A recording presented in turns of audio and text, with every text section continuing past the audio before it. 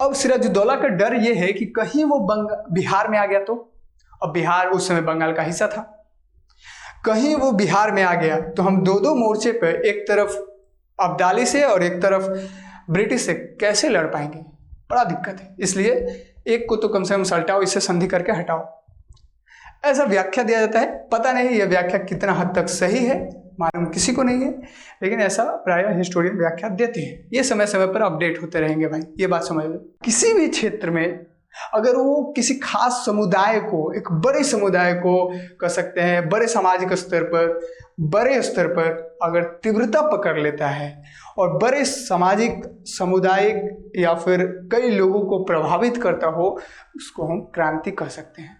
मान लेते हैं बंगाल का पूरा बंगाल एक एरिया है, प्रांत है, सूबा है, तो इसका अधिकार किसको मिला? सूबेदार को। यानी प्रशासनिक काम जितना भी होगा वहां का, वो सब कौन देखेगा? सूबेदार देखेगा, ठीक है। और यहाँ का जितना भी राजस्व से रिलेटेड काम होगा, टैक्स से रिलेटेड काम होगा, वो कौन देखेगा? दीवान देखेगा। कौन देखेगा? दीवान। अब औरंगजेब क्या क्या था ना कि सूबेदार और दीवान दोनों को पद को मिला के एक पद बना दिया था, जिसका नाम हो गया नवाब, ठीक है। नमस्कार दोस्तों, आज एक बार फिर से हमारे एजुकेशन में आपका स्वागत है। पिछले क्लास में हम लोगों ने कर्नाटक के युद्ध के बारे में चर्चा किया था। आज की क्लास में हम लोग प्लासी का युद्ध जो 1757 में हुआ था 23 जून को, उसके बारे में आज हम चर्चा करेंगे।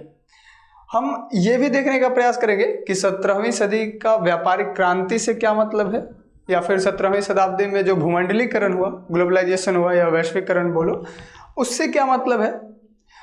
और एक आखिरी टॉपिक ये बनेगा कि आखिरकार ब्रिटिश कंपनी थी तो एक व्यापारिक कंपनी, लेकिन उसको व्यापार पर फोकस करना चाहिए था, लेकिन वो भारत में राजनीतिक उद्देश्य प्राप्त करने के लिए क्यों आगे बढ़ गया। इन सारे टॉपिक्स को आज क्लियर करने का प्रयास करेंगे हम। देखिए, हमने मॉडर्न हिस्ट्री के जो मतलब पढ़ने का जो तरीका हमने बनाया था मॉडर्न हिस्ट्री को इंडिया के लिए, तो उसमें हमने कई सारे पार्ट बनाए थे। जैसे कि एक 18वीं सेंचुरी का इतिहास, दूसरा हमने बनाया था उपनिवेशवाद, और तीसरा राष्ट्रवाद, और एक स्वतंत्रता के बाद का भारत। ये 4 टॉपिक में हमने पूरे मॉडर्न हिस्ट्री ऑफ इंडिया को कवर करने का मतलब एक टॉपिक हमने बताया था, जिसमें हमने 18वीं सेंचुरी ऑफ इंडिया, इसका जो हाफ 18वीं सेंचुरी है, यानी कि 1750 से पहले और 1700 के बाद तक का सारा टॉपिक हम लोगों ने कवर कर चुका है। उसमें कई सारे विद्रोही राज्यों का उत्पन्न होता है, उसका थीम क्या क्या था ये हमने बताया था। फिर हमने नया टॉपिक स्टार्ट किया, जिसमें हमने बताया कि 18वीं सेंचुरी के उत्तरार्ध की बात किया, यानी 1750 के बाद 1800 के बीच में क्या क्या घटनाएं हुए हैं इम्पोर्टेंट्स, उसके बारे में हम लोग काम करेंगे, उसको समझने का प्रयास करेंगे। जिसमें हमारा टॉपिक था कि कंपनी क्या होते हैं, ज्वाइंट स्टॉक कंपनी क्या होता है, चार्टर्ड कंपनी क्या होता है, मतलब कंपनी का फुल डिटेल, यूरोपियों का आगमन भारत में होता है, इन सारे टॉपिक्स को हमने समझा। उसका थीम हम बता रहे हैं। उसमें एक और थीम था कि कर्नाटक युद्ध के बारे में चर्चा करना है, बैटल ऑफ प्लासी के बारे में चर्चा करना है, और बक्सर के युद्ध के बारे में चर्चा करना है। इसी में कोई 2 टॉपिक और था हमारा, 2-3 टॉपिक, जिसमें हमने बताया था कि एक 17वीं सदी का व्यापारिक क्रांति के बारे में चर्चा करेंगे, और एक 17वीं सदी के भूमंडलीकरण के बारे में चर्चा करेंगे। और एक लास्ट क्वेश्चन ये बनता है, आपके दिमाग में भी कभी ना कभी आया होगा या फिर आना चाहिए ये क्वेश्चन, कि आखिरकार ब्रिटिश कंपनी था तो एक व्यापारिक कंपनी, वो यहाँ पर भारत में आया था व्यापार करने, लेकिन वो भारत के राजनीतिक हिस्से में हस्तक्षेप क्यों करने लगा, क्यों राजाओं से लड़ने लगा, क्यों नवाबों से लड़ने लगा, क्यों एरिया पर कब्जा करने लगा, ऐसा क्या कारण था। तो इन सारे टॉपिक्स को आज हम समझने की कोशिश करेंगे, और फिर हम लोग लास्ट में ये देखेंगे कि आखिर प्लासी का युद्ध का क्या कारण था, उससे क्या ब्रिटिश कंपनी को क्या क्या लाभ प्राप्त हुआ, ये आप अनुमान लगा करके, वैसे आप खुद भी बता सकते हैं कि क्या क्या लाभ हो सकता है उसका, ठीक है। तो हम लोग शुरू करते हैं आज के इस लेक्चर को, ठीक है। देखिए, सबसे पहली बात यदि आपको हम बता दें तो हमारा जो आज का टॉपिक होने वाला है, सबसे पहला टॉपिक क्या होगा,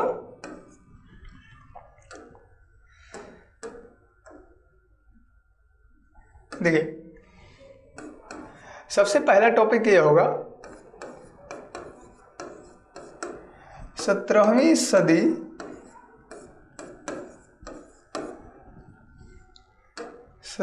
सदी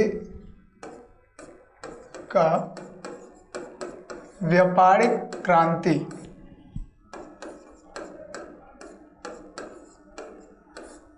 यानी 17वीं सदी के व्यापारिक क्रांति के बारे में चर्चा करें। आज क्या क्या हम लोग डिस्कस करेंगे उसको एक बार आपको बता देते हैं। दूसरा टॉपिक ये डिस्कस करेंगे कि 17वीं सदी का भूमंडलीकरण।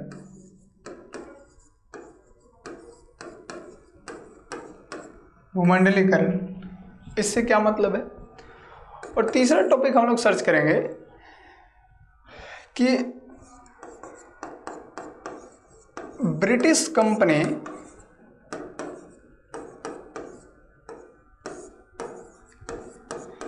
थी तो एक व्यापारिक कंपनी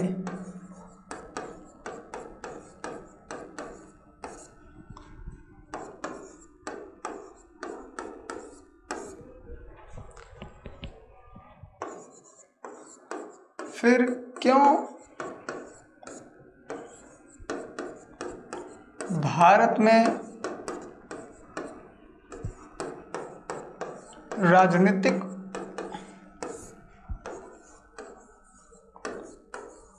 उद्देश्य के लिए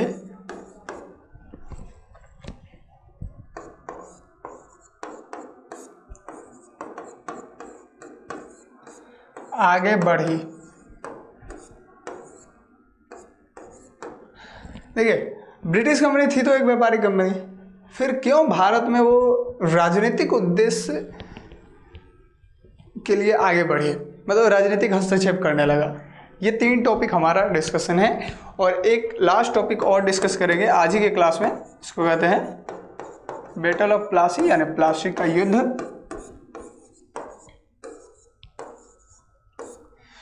ठीक है, कब हुआ था?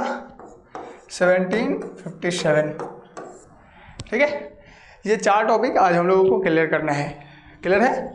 चलिए तो बारी बारी से समझने का प्रयास करते हैं। देखिए सबसे पहला टॉपिक क्या है? 17वीं सदी का व्यापारिक क्रांति। देखिए 17वीं सदी का व्यापारिक क्रांति, इसको समझने से पहले देखिए 17वीं सदी समझ में आ रहा है ना। देखिए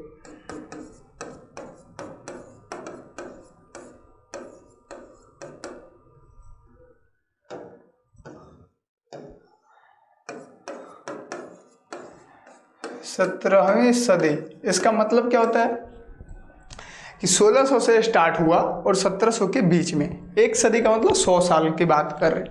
ठीक है, यानी कि हम ये कह सकते हैं कि 1600 से 1700 के बीच में। ठीक है, 17वीं सदी। दूसरा व्यापारिक, व्यापार का मतलब तो समझ ही रहे हो, व्यापार का मतलब आप समझ रहे। तीसरा जो एक और शब्द है वो है क्रांति। ठीक है, तो ये क्रांति का क्या मतलब होता है? अगर ये समझ में आ गया ना तो व्यापार समझ में आ जाएगा, व्यापारिक क्रांति क्या। क्लियर? तो पहले हमको ये समझना होगा कि क्रांति क्या होता है। देखिए किसी भी क्षेत्र में, कोई भी एरिया हो सकता है, किसी भी क्षेत्र में अगर एवरेज कंडीशन से ज़्यादा तेज गति पकड़ ले, तीव्रता आ जाए, उसको व्यापारिक क्रांति कहते हैं, मतलब सॉरी क्रांति कहते हैं। जैसे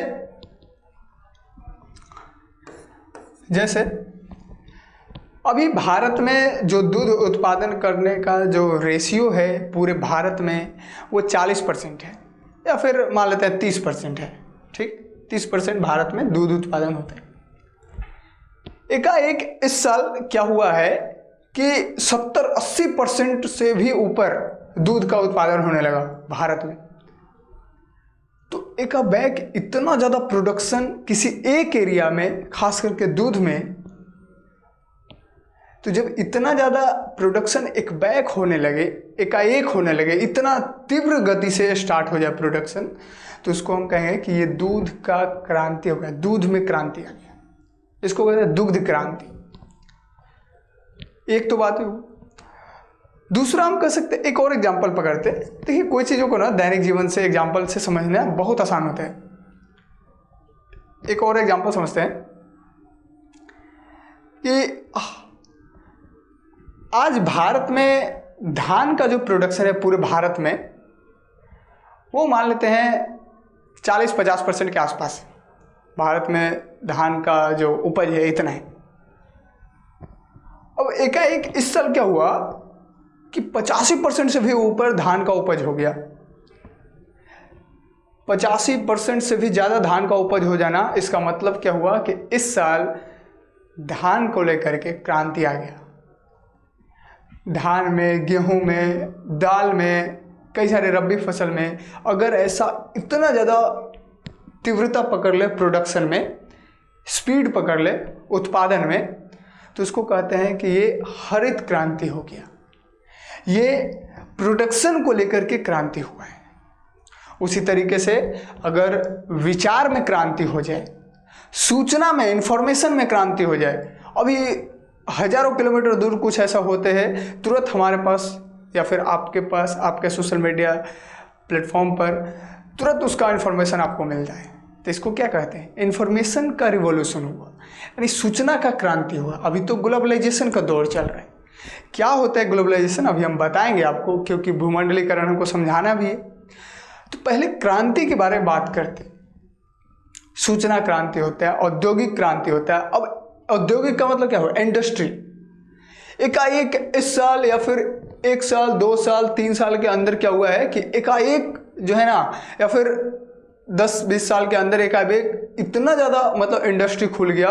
हर जगह पर इंडस्ट्री, कहीं जूते का, कहीं सूती कपड़े का, कहीं रेशम कपड़े का, कहीं कैमरा बनाने का, कहीं मतलब प्रोडक्शन करने का, कहीं बिस्किट का फैक्ट्री लगा, कई सारा इंडस्ट्री खुल गया है।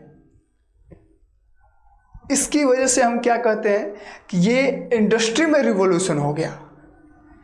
क्रांति को अंग्रेजी में क्या कहते हैं? रिवॉल्यूशन, यानी औद्योगिक क्रांति हो गया।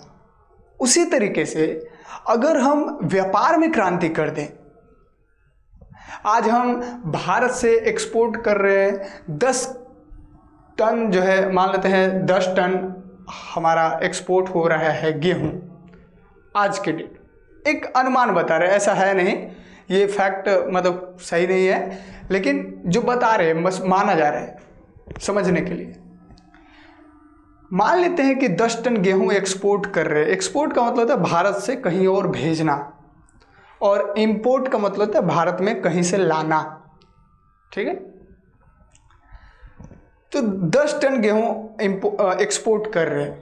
अब तुरंत क्या हुआ, हम 10 टन की जगह 80 टन गेहूं एक्सपोर्ट करने लगे।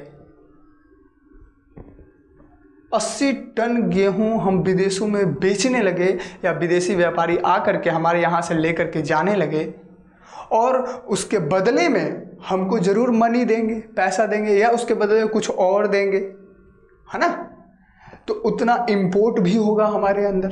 80% के आसपास इंपोर्ट का काम होगा, एक्सपोर्ट का काम होगा। तो ये क्या हो रहा है, इंपोर्ट एक्सपोर्ट में इतना ज़्यादा ग्रोथ, इतना ज़्यादा तीव्रता एक 10 साल, 20 साल, 50 साल, 100 साल के अंदर इतना ज़्यादा हो गया, तो इसको हम क्या कहेंगे? ये व्यापारिक क्रांति है। व्यापार में क्रांति आ गया, सोच में भी क्रांति आता है, विचारधारा में क्रांति आता है।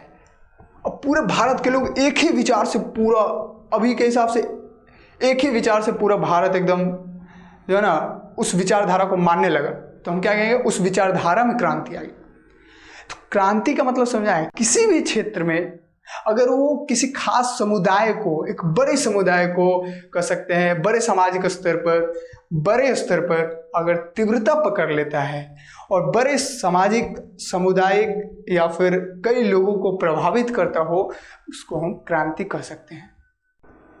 क्लियर हो गया बात? ये क्रांति है। अब व्यापारिक क्रांति क्या होता है? तो व्यापार में क्रांति आया। कब आया? तो 17वीं सदी में आया। 17वीं सदी का मतलब 1600 से 1700 के बीच में आया। अब ये 1600 से 1700 के बीच में व्यापार में क्रांति आ जाता है। इतना ज़्यादा एक्सपोर्ट इंपोर्ट का काम होने लगता है भारत में, जिसकी वजह से भारत में तो व्यापार में क्रांति आता ही है। अब यहाँ से जो सामान यूरोप जा रहा है, दक्षिण पूर्व एशिया जा रहा है, अमेरिका तक जा रहा है, या फिर वहाँ का सामान यहाँ तक आ रहा है, तो लगभग 17वीं शताब्दी में पूरी दुनिया में व्यापार में क्रांति आएगा। समझ रहे हैं? अब इस चीज़ को हम कई पॉइंट्स के माध्यम से समझने का प्रयास करते हैं। देखिए कैसे, ऐसे कहने से तो नहीं होगा ना कि व्यापार में क्रांति आ गया, एक्सपोर्ट इंपोर्ट बहुत ज़्यादा। कुछ फैक्ट बताना पड़ेगा इस बात को प्रमाण देने के लिए। तो क्या बताएं? तो पॉइंट बाय पॉइंट कुछ कुछ पॉइंट समझते हैं, शायद समझ में आ जाएगा आपको। ठीक है, देखिए सबसे पहला पॉइंट, इस समय भारत में ज़्यादातर हम फोकस कहाँ कर रहे हैं? 17वीं सदी का व्यापारिक क्रांति कहाँ कर रहे हैं फोकस? ज़्यादा भारत के अंदर। ठीक है, तो 1600 से 1700 के बीच में भारत में ब्रिटिश और Dutch east India company Bharat में आता है। ठीक है, कौन कौन आता है? ब्रिटिश और डच ईस्ट इंडिया कंपनी, ठीक है, भारत में आता है। और ये व्यापार में तीव्रता ला देता है, व्यापार में बहुत तेजी से तीव्रता लाता है, स्पीड बढ़ा देता है व्यापारिक कामों में। अब ये कैसे बढ़ा देता है तो इसको समझो। देखो, पहले भारत में एक कंपनी था, Portuguese company, Portuguese east India company. अब देखो, पुर्तगीज कहने का मतलब पुर्तगाल का कंपनी था। ठीक है, तो जहां पुर्तगीज कंपनी भारत से सिर्फ मसाला का व्यापार करते थे, वहीं पर ब्रिटिश ईस्ट इंडिया कंपनी जब भारत में आया तो मसाला तो कर ही रहा है, साथ में क्या किया? सूती वस्त्र एक्सपोर्ट इंपोर्ट करने लगा, रेशम का वस्त्र, नील, शोरा। शोरा क्या होता है? जो बारूद बनाने में उपयोग में लाया जाता हो, शोरा। ऐसे कई सारे मद जो हैं वो एक्सपोर्ट करने लगता है भारत से। ज़्यादा फोकस करते हैं सूती वस्त्र पर। ठीक, तो सूती वस्त्र, रेशम के वस्त्र, नील, शोरा एक्सेट्रा, ऐसे कई सारी चीज़ें ब्रिटिश और डच कंपनी आता है तो इसका एक्सपोर्ट करने लगता है, निर्यात करने लगता है। तो पहला पॉइंट तो ये हुआ। दूसरे पॉइंट के हिसाब से क्या समझे कि जहां 17वीं सदी के पूर्वार्ध में, यानी कि 17वीं सदी का पूर्वार्ध क्या होता है? यदि आपने शुरू से सुना होगा, मतलब वीडियो देखा है पूरा स्टार्टिंग से, ये तो शायद 20 नंबर का है ना वीडियो। हाँ देखो, मतलब 1600 से लेकर के 1650 ईस्वी तक ये 17वीं सदी का पूर्वार्ध हो गया, और 1650 से लेकर के 1700 ईस्वी तक ये 17वीं सदी का उत्तरार्ध हो गया। क्लियर? अब देखो, उत्तर का मतलब होता है 50 के बाद, पूर्व का मतलब होता है 50 से पहले, आधा में। ठीक है ना? ऐसे पूर्व का मतलब पहले होता है, उत्तर का मतलब बाद में होता है। क्लियर? ये वैसे भी ये सारा चीज़ हमने बता रखा है, तो आप अगर क्लास देखें स्टार्टिंग से तो आपको सारा चीज़ समझ में आ ही रहा होगा। अब आप समझिए, हम ये कहना चाहते हैं कि 17वीं सदी के पूर्वार्ध में भारत में जो निर्यात का प्रमुख मद था, यानी भारत से जो एक्सपोर्ट किया जाता था, वो मसाला था, इम्पोर्टेंट मद। ऐसे तो कई सारे छोटे छोटे चीज़ें होती है, लेकिन जो मुख्य था, जो इम्पोर्टेंट था, वो क्या था? मसाला था, मसाला व्यापार। और आयात क्या होता था? बाहर से देशों से आता क्या था भारत में? इंपोर्ट क्या होता था? वो घोड़ा होता था। क्या होता था? घोड़ा। और यही 17वीं सदी के पूर्वार्ध में यदि आप देखें, 1650 के बाद से यदि आप देखिएगा, तो आपको नजर आएगा कि निर्यात का जो प्रमुख मद हो जाता है वो हो जाता है सूती वस्त्र। इम्पोर्टेंट जो मद हो जाता है वो होता है सूती वस्त्र, निर्यात बाहर से ज़्यादा होता है। और आयात का जो प्रमुख मद होते हैं, यानी भारत में आता क्या है, तो कीमती धातुएं आती है, खास करके सोना चांदी। घोड़ा वगैरह आना लगभग बंद हो जाता है, मतलब कम आता है, थोड़ा सा बंद हो जाता है। कीमती धातुओं का आगमन ज़्यादा हो जाता है भारत में, जैसे कि सोना चांदी हमने बता ही रखा। तो ये चीज़ें हैं। दूसरा पॉइंट, इससे आप समझ सकते हैं कि भारत में निर्यात और आयात का क्या मतलब चल रहा था उस समय सिचुएशन। तीसरा पॉइंट और हम क्या बना सकते हैं, तो सुनिए। तीसरा पॉइंट ये बना सकते हैं कि भारत में जहां पुर्तगीज कंपनी सिर्फ मालाबार तट तक ही सीमित रहा था, मालाबार तट, वहीं ब्रिटिश और डच कंपनी जब आता है तो गुजरात, कोरोमंडल तट, बंगाल तट और मालाबार तट तो था ही, भारत के लगभग चारों तट पर अपना अपना मतलब पोर्ट बना करके, बंदरगाह बना करके एक्सपोर्ट इंपोर्ट का काम स्टार्ट कर देते हैं।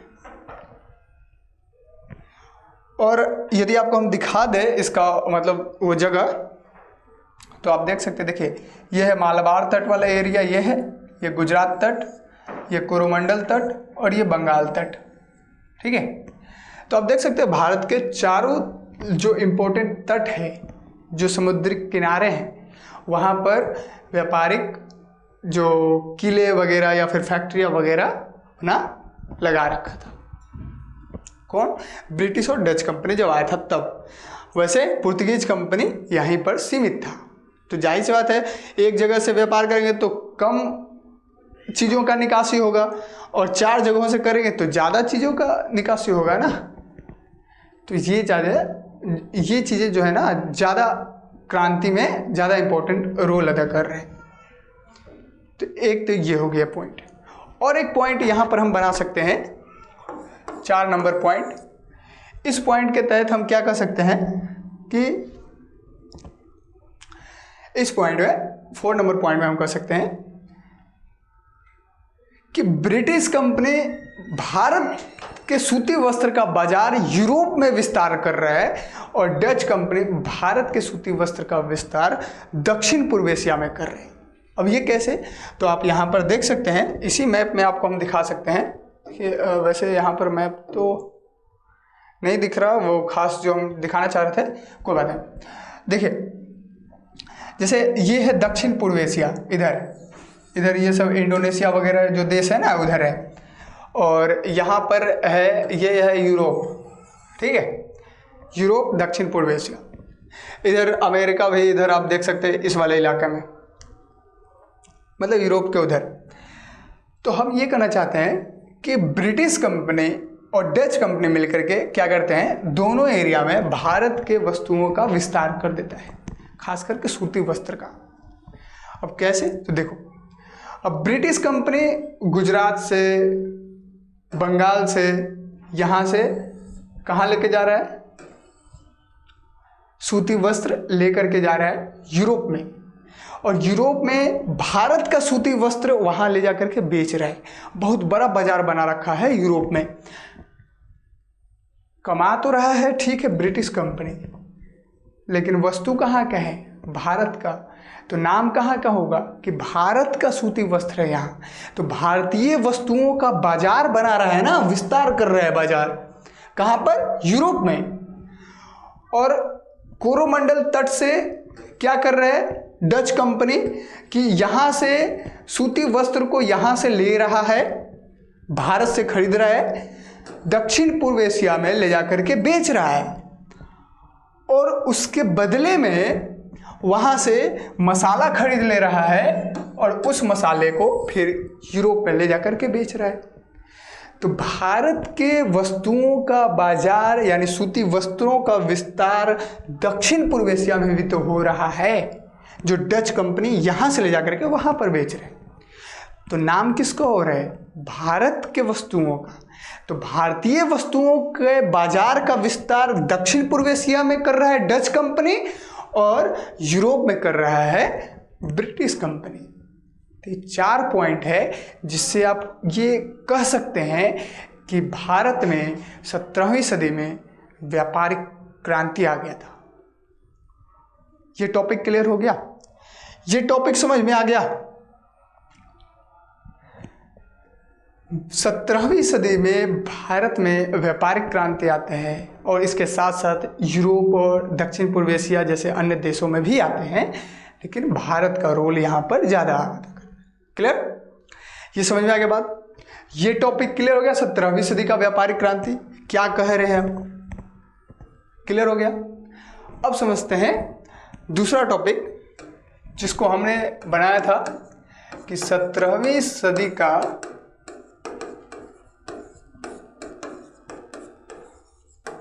भूमंडलीकरण। देखो, भूमंडलीकरण बोलो या इसको वैश्विकरण भी बोल सकते हैं।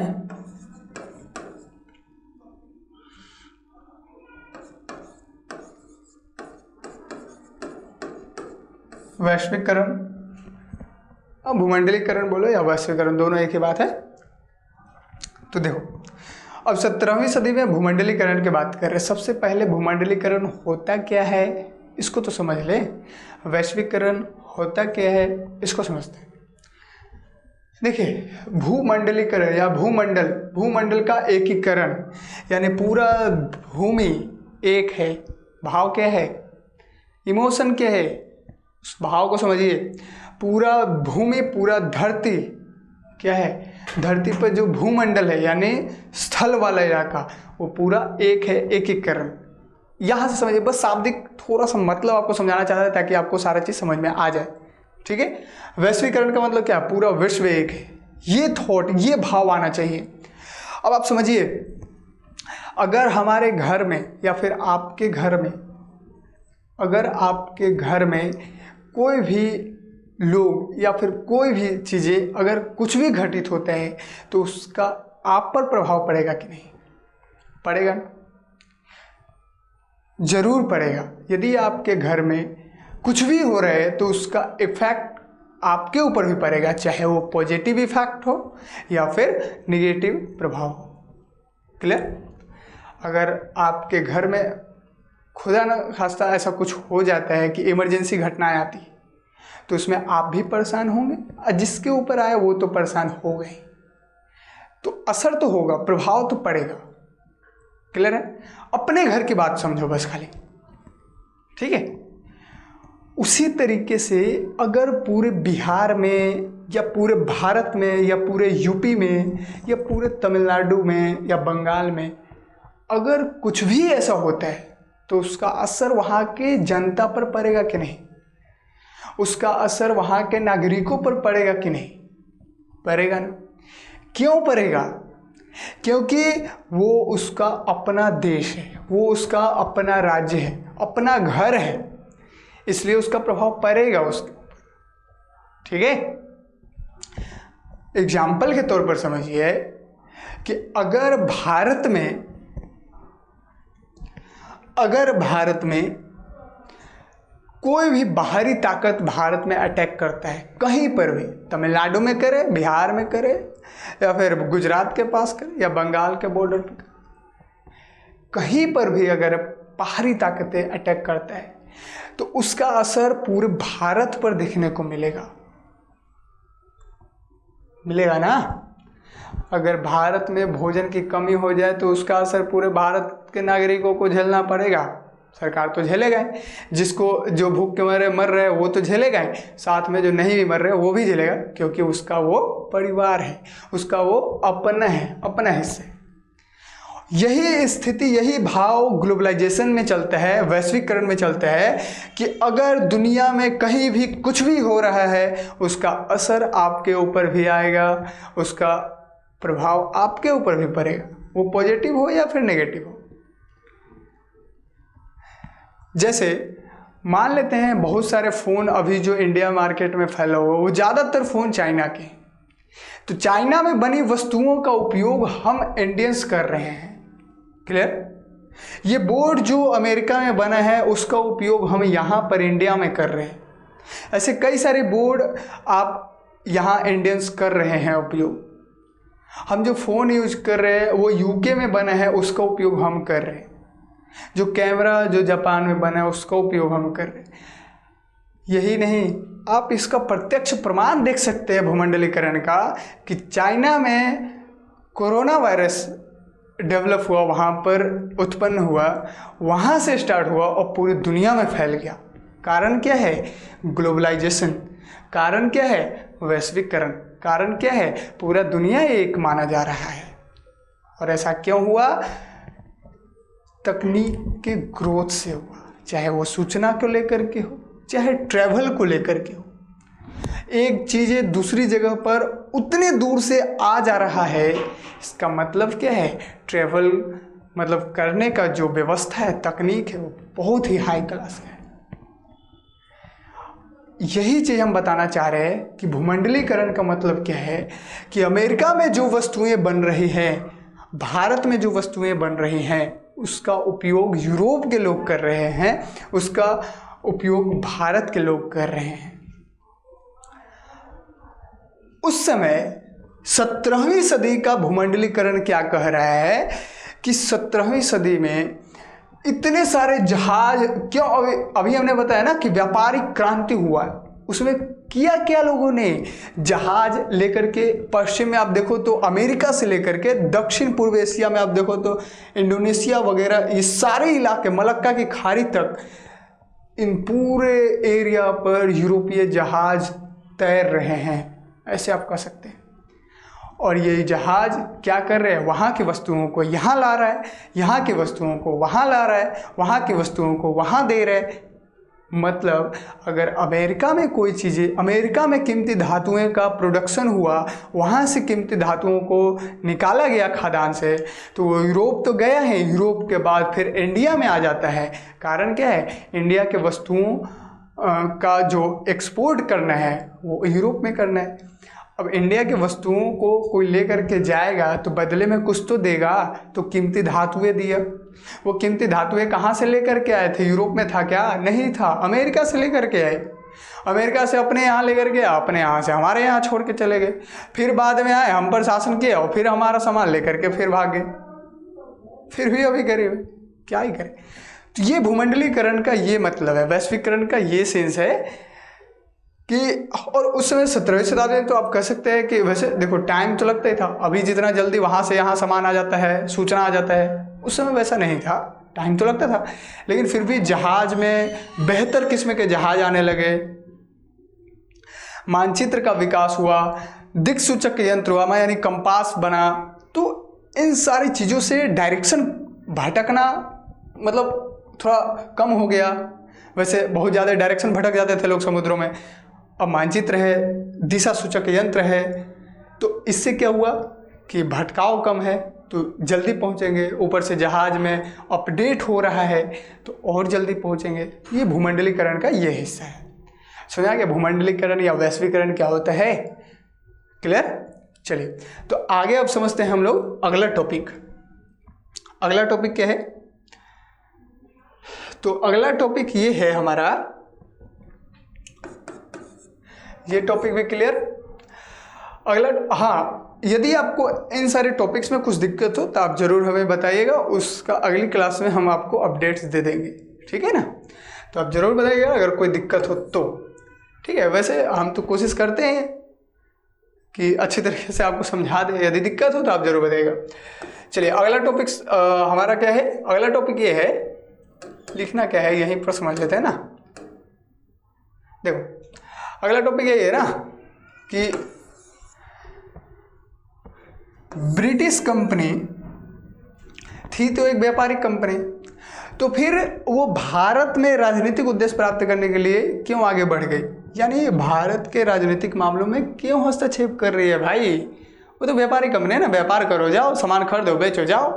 क्या मतलब है यहाँ के प्रशासनिक विभाग में आपको हस्तक्षेप करना, प्रशासनिक कामों में हस्तक्षेप करना, क्या सेंस बनता है? तो देखिए आपको समझाते हैं, अभी इसको 2 पॉइंट में समझने की कोशिश करते हैं, ज़्यादा नहीं, समझ लेते हैं। सबसे पहला पॉइंट क्या समझते हैं कि देखिए ब्रिटिश कंपनी भारत क्यों आई थी? मुनाफा कमाने। उसका एक ही उद्देश्य था, हमको ज़्यादा से ज़्यादा मुनाफा कमाना है। क्या करना है? मुनाफा कमाना है। ठीक। अब आप सोच के देखो, अगर ये एक पेन है, ठीक है, इस पेन का मालिक हम हैं, ठीक है ना, इस पेन को हम 100 रुपये में बेचने वाले हैं, ठीक है, आप अगर लीजिएगा तो बताइएगा, मजाक कर रहे हैं, ऐसा कुछ नहीं है।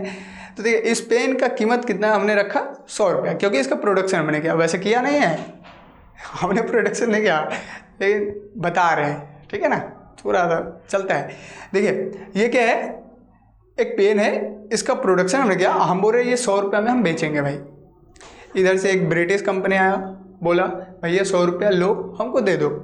हम जब देने लगे तो इधर से फ्रेंच कंपनी आया, वो बोला भैया हम 110 देंगे, आप हमको दे दो। अब हमारा फायदा किस में है? मुनाफा किस में है? 110 वाले में ना। इधर न जा कर के हम यहाँ पर चले गए, ले ले भाई तू ले ले। अब क्या हुआ पता है? फ्रेंच कंपनी तो बोला 110, ये बोला 100, उधर से डच कंपनी सामने से आ गया, वो बोला भैया हम 120 देंगे। अब हमको लगा अरे यार अजीब बात है, ले भाई तू ही ले ले, ना तू नहीं तू ले ले, अजीब बात है। अब फिर क्या हुआ? इधर से कुछ भारतीय व्यापारिक कंपनी है, वो बोले भाई हम 150 में देंगे, ऊपर से भारतीय हैं, हमको दे दे भाई। भैया ले ले, अभी ले ले, मेरा पेन 100 रुपये का 150 में मिल रहा है, दे देंगे ना। फिर डेन कंपनी आएगा, पुर्तगीज कंपनी आएगा, ऐसे कई सारी व्यापारिक कंपनियाँ थी। एक ही वस्तु का डिमांड इतना ज़्यादा हो जाता था कि इसका वैल्यू आकाश चूमने लगा। ये 100 रुपये के पेन 500 में होने लगा। अब सोचो, ब्रिटिश कंपनी को मुनाफा कमाना है, साथ में बाकी सभी कंपनी को भी मुनाफा कमाना है, ठीक है। तो ब्रिटिश कंपनी क्या सोच रहा है कि मुनाफा कमाना है ना भाई, तो ये 500 में नहीं खरीदेंगे। 100 रुपये के पेन है भाई 500 में, तो फिर बड़ा महंगा पड़ेगा ना, हमारा तो मुनाफा सब खत्म हो जाएगा। तो ब्रिटिश कंपनी अपने सारे प्रतिद्वंदी कंपनियों को बाहर फेंकना चाहता था। क्यों? ताकि मुनाफा हम कमा सके। 100 रुपये में यहाँ से लेके जाएंगे, 500 में बेचेंगे तो 400 पॉकेट में जाएगा ना हमारा। अब 500 में यहीं से लेकर के जाएंगे, हम बोलेंगे कि 900 में ले ले, कौन लेगा ही नहीं, मेरा तो सामान बर्बाद हो जाएगा, मेरा तो घाटा लग जाएगा। अब ब्रिटिश कंपनी ये सोच रहे, सोचना भी जायज़ है।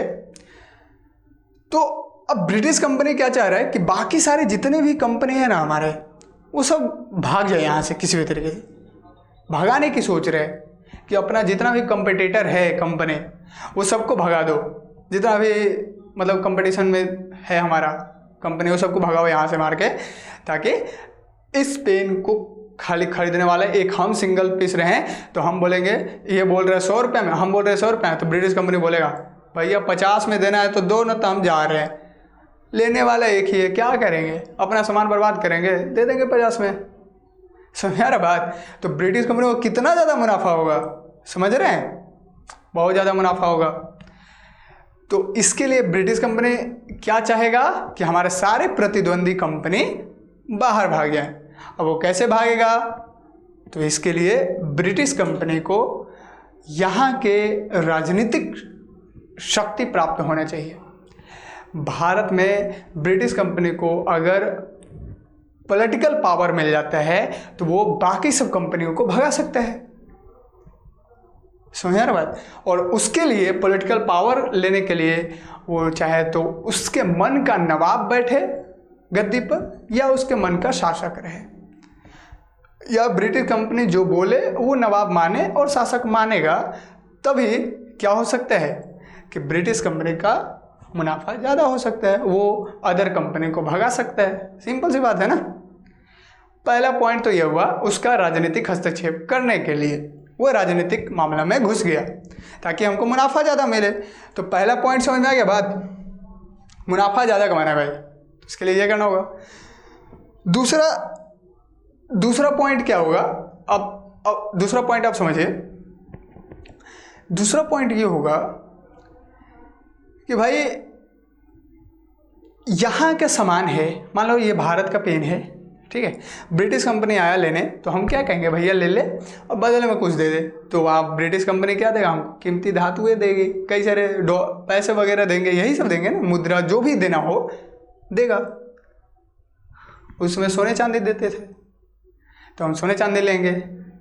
अब ब्रिटिश कंपनी ये सोच रहा है कि अगर भारत के पैसे से ही भारत का सामान खरीद लें और उसी सामान को हम वहाँ ले जा करके बेच दें और सारा प्रॉफिट हमारा हो जाए और हमको यूरोप से कोई पैसा या कीमती धातु भी ना देना पड़े, नहीं लाना पड़े, आयात नहीं करना पड़े और यहाँ से एक्सपोर्ट भी कर ले, मतलब भारत के वस्तुओं को हम खरीद भी लें और यूरोपीय कीमती धातुएं हम आयात भी न करें। यानी भारत के वस्तुओं को हम खरीद लें, कहाँ के पैसों से? भारत के ही पैसों से, अपने यहाँ से कुछ नहीं लाएंगे, भारत के ही पैसे से भारत के वस्तुओं को खरीदकर अपने यहाँ बेचेंगे और प्रॉफिट कमाएंगे। तो इसके लिए क्या होगा? भारत के पैसों को, तुम भारत के वस्तुओं को खरीदेगा भारत के पैसों से, तो उसके लिए तुमको पॉलिटिकल पावर होना बहुत ज़रूरी है। राजनीतिक मामला में तो हस्तक्षेप करना ही पड़ेगा। अब ये कैसे करना पड़ेगा? तो आप समझ सकते हैं कि भारत का पैसा उसको कैसे मिलेगा? यहाँ के टैक्स, जो टैक्स नवाब को या राजा को या शासक को जाता था, वो टैक्स अगर ब्रिटिश कंपनी को जाने लगे, वो कर, वो भू राजस्व या हाट बाजार का टैक्स या व्यापार का टैक्स, व्यापार शुल्क या चुंगी शुल्क जो भी उसको कहते हैं, वो अगर ब्रिटिश कंपनी को मिल जाए तो उसी पैसे से भारत के वस्तुओं को खरीद भी लेगा और वो भारत के वस्तुओं को एक्सपोर्ट भी कर देगा और यूरोप से कुछ ले आना भी नहीं पड़ेगा। तो इसके लिए तो भारत के राजनीतिक मामला में हस्तक्षेप करना ही पड़ेगा ना। तो ये रहा हमारा दूसरा पॉइंट। ये दो पॉइंट बहुत ही ज़्यादा इम्पोर्टेंट है, जिसके तहत आप ये कह सकते हैं कि ब्रिटिश कंपनी एक व्यापारिक कंपनी होते हुए भी भारत के राजनीतिक मामलों में हस्तक्षेप करना शुरू कर दिया था। क्लियर हो गया? तो ये 3 टॉपिक क्लियर हो गया। ये 1 टॉपिक, 2 टॉपिक और ये 3 टॉपिक। अगर इसमें से देखिए, जो भी हम पॉइंट बाय पॉइंट करके बताते हैं ना, उसको आप नोट कर लीजिएगा, वही काम आएगा आपको। ठीक है, बाकी तो कहानियाँ हम समझाते हैं, बाकी तो हम आपको समझाने के लिए जो भी चीज़ें बताते हैं, जो एग्जाम्पल्स हैं या फिर जो भी है, वैसे उसमें से भी अगर कुछ इंपॉर्टेंट लगता हो आपको तो आप नोट कीजिएगा, लेकिन जो पॉइंट बता रहे हैं ना, उसको तो ज़रूर नोट कीजिएगा, क्योंकि वही काम आने वाला है आपका। ठीक है, चलिए अब लास्ट टॉपिक है हमारा प्लासी का युद्ध। ठीक है, बैटल ऑफ प्लासी। प्लासी क्या है? एक जगह है जनरली, और कुछ नहीं है। तो थोड़ा सा गर्मी बहुत है तो थोड़ा सा पानी पी लेते हैं हम भी, और आप भी थोड़ा पानी पी लीजिए। ठीक है, उसके बाद हम ये समझते हैं प्लासी के युद्ध का टॉपिक। ठीक है ना।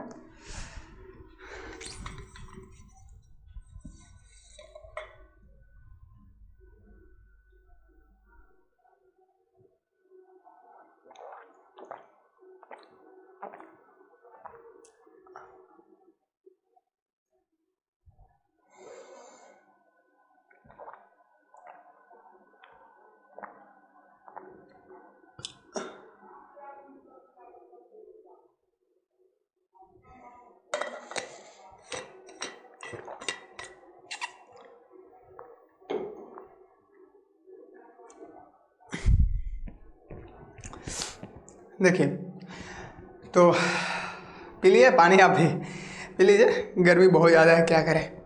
चलिए, तो अब हमको समझना है प्लासी का युद्ध। क्या समझना है? बैटल ऑफ प्लासी के बारे में। देखिए, ये हमारा लास्ट टॉपिक है, उसको समझ ले लेते हैं भाई।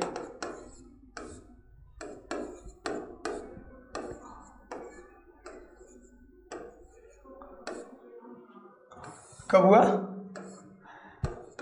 23 जून 1757।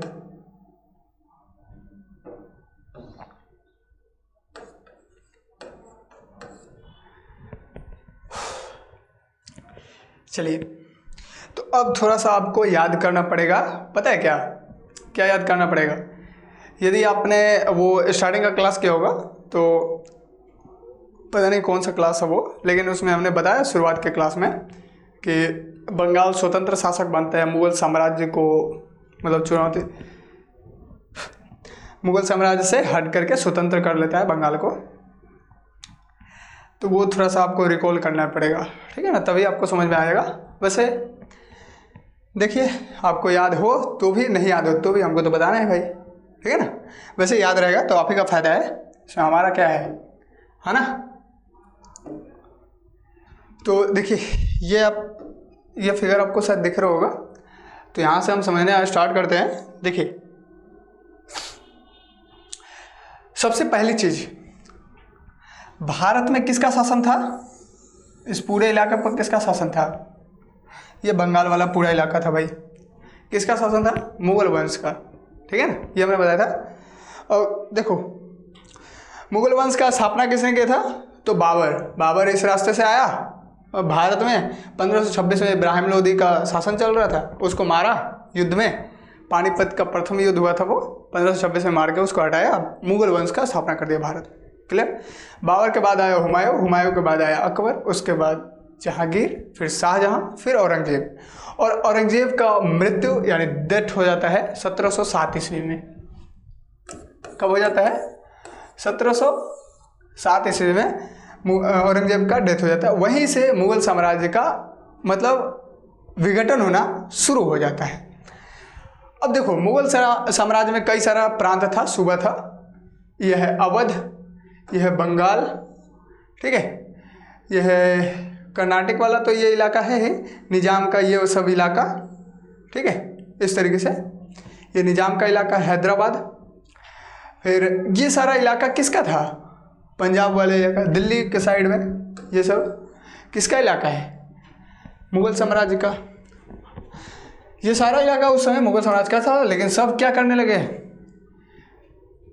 जैसे ही औरंगजेब मरा उसके बाद मुगल साम्राज्य का विघटन होने लगा, यानी मुगल साम्राज्य पतन की ओर जाने लगा। तो सारे राज्य धीरे धीरे करके अपने आप को स्वतंत्र करना स्टार्ट कर दिए। सबसे पहले बंगाल बोला, कब बोला? 1717 में। बंगाल के नवाब कौन थे? बंगाल का नवाब कौन था? मुर्शिद कुली खां, नाम याद है ना?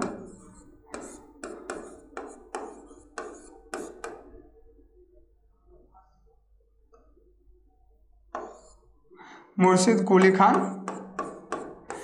देखिए नवाब क्या होता है जानते हैं? जैसे देखिए एक होता है सूबेदार और एक होता है दीवान, ठीक है। तो देखिए नवाब क्या होता है? दोनों को जोड़ के वो नवाब होता है। कैसे होता है भाई? देखिए ध्यान से समझिए, 1 मिनट में समझिए। सूबेदार क्या होता है? तो जैसे मान लेते हैं ये एक प्रांत है, ठीक है, ये एक एरिया है, मान लेते हैं बंगाल का पूरा बंगाल एक एरिया है, प्रांत है, सूबा है। तो इसका अधिकार किसको मिला? सूबेदार को। यानी प्रशासनिक काम जितना भी होगा वहां का वो सब कौन देखेगा? सूबेदार देखेगा, ठीक है। और यहाँ का जितना भी राजस्व से रिलेटेड काम होगा, टैक्स से रिलेटेड काम होगा, वो कौन देखेगा? दीवान देखेगा। कौन देखेगा? दीवान। अब औरंगजेब क्या किया था ना कि सूबेदार और दीवान दोनों को पद को मिला के एक पद बना दिया था जिसका नाम हो गया नवाब, ठीक है। और वो नवाब मुर्शिद कुली खां को बना दिया था, औरंगजेब ही साथ बनाया था। तो औरंगजेब तो बना के चला गया, मर गया 1707 में। अब मुर्शिद कुली खां क्या किया कि 1707 में बंगाल को स्वतंत्र घोषित कर दिया। क्या घोषित कर दिया? स्वतंत्र। 1717 में बंगाल को स्वतंत्र घोषित कर दिया मुर्शिद कुली खां, औपचारिक रूप से, व्यवहारिक रूप से नहीं। औपचारिक रूप से कहने का मतलब यहाँ का सारा निर्णय वो लेने लगा बंगाल का, लेकिन बंगाल से जो टैक्स जाता था दिल्ली में शासक बैठा हुआ था, मुगल शासक, तो उसको टैक्स देता रहा। ये नहीं कि टैक्स नहीं देंगे आपको, टैक्स भू राजस्व जो जाता था वो जाता रहा, लेकिन औपचारिक रूप से बंगाल का नवाब कौन हो गया? मुर्शिद कुली खां। औपचारिक रूप से बंगाल स्वतंत्र हो गया। क्लियर? मुर्शिद कुली खां स्वतंत्र हो गया। 1717 में वो बंगाल को स्वतंत्र किया और कब तक रहा? 1727 ईस्वी तक। कब तक रहा? 1727 ईस्वी तक। उसके बाद इसका एक दामाद होते हैं जिसका नाम होता है शुजाउद्दीन, शायद दामाद ही था, शुजाउद्दीन। वो 1727 से 1739 ईस्वी तक बंगाल का नवाब रहता है। क्या नाम था उसका? शुजाउद्दीन। शुजाउद्दीन ये 1727 से 39 तक ठीक है, बंगाल का नवाब रहता है। फिर उसके बाद ये सारी चीज़ हमने बताया, रिकॉल करवा रहे हैं बस 2 मिनट के लिए। शुजाउद्दीन, उसके बाद फिर इसका एक पुत्र होता है शुजाउद्दीन का, उसका नाम होता है सरफराज खान नाम था उसका, सरफराज खान। ठीक है, सरफराज खान ये 1739 से लेकर के 40 तक रहते हैं। सरफराज खां का एक सेनापति होता है जिसका नाम होता है अलीवर्दी खां। क्या नाम होता है? अलीवर्दी खान। ठीक है, ये 1740 से लेकर के 56 तक, 1756 ईस्वी तक शासन करते। इसका क्या नाम होता है? अलीवर्दी खान। ठीक है, ये इसका सेनापति होता है सरफराज खान का, उसी को मार के गद्दी पर बैठ जाता है अलीवर्दी खां। और अलीवर्दी खां क्या करता है कि मुर्शिद कुली खां तो औपचारिक रूप से बंगाल को स्वतंत्र किया था ना, अलीवर्दी खान आया तो व्यवहारिक रूप से भी बंगाल को स्वतंत्र कर दिया, पूर्णतः स्वतंत्र कर दिया। भू राजस्व देना दिल्ली को बंद कर दिया, मतलब मुगल शासक को भू राजस्व देना बंद कर दिया। इतनी बात क्लियर है? देखो भाई, यहाँ तक तो आपको ये पहले ही बता चुके हैं जब बंगाल स्वतंत्र हुआ था वहाँ उस टाइम, अभी दोबारा बता दिया ताकि आपको रिकॉल हो जाए। अब देखो, हमने बताया कि ये पूरे मुगल साम्राज्य का जो शासक था वो 1707 में औरंगजेब का कहानी खत्म। उसके बाद बहादुर शाह प्रथम 1707 में गद्दी पर बैठता है, मुगल शासक की गद्दी पर, और 1712 ईस्वी तक रहता है बहादुर शाह प्रथम। उसके बाद जहांदार शाह 1712 से 1713 ईस्वी तक रहता है, जहांदार शाह। उसके बाद 1713 से 1719 ईस्वी तक फर्रुखसियर रहता है। कौन रहता है? फर्रुखसियर। अब इसका नाम आपको जरूर ध्यान में रखना है, ठीक है।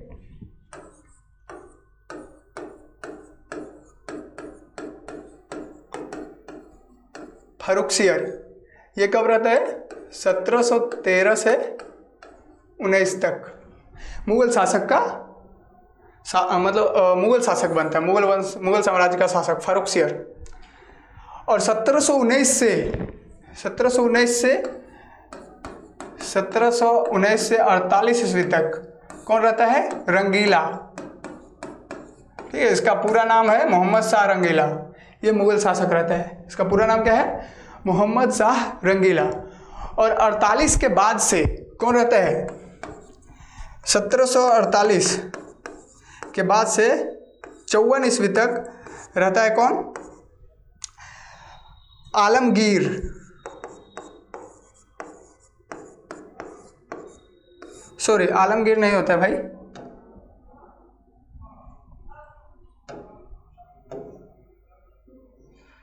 इसका नाम होता है अहमद शाह।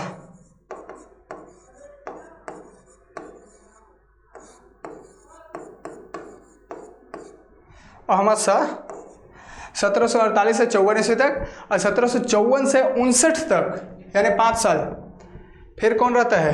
अहमद शाह के बाद। देखो इसको और छोटा कर दे क्या?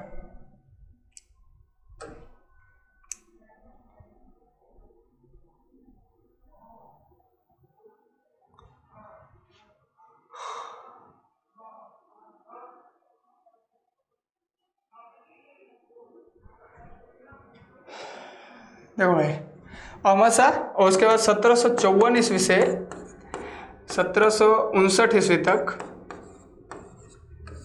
कौन रहता है? आलमगीर। और इसके बाद फिर 1759 के बाद कौन आ जाता है? 1759 से कब तक? 1806 ईस्वी तक, 1806 कौन आता है? शाह आलम द्वितीय।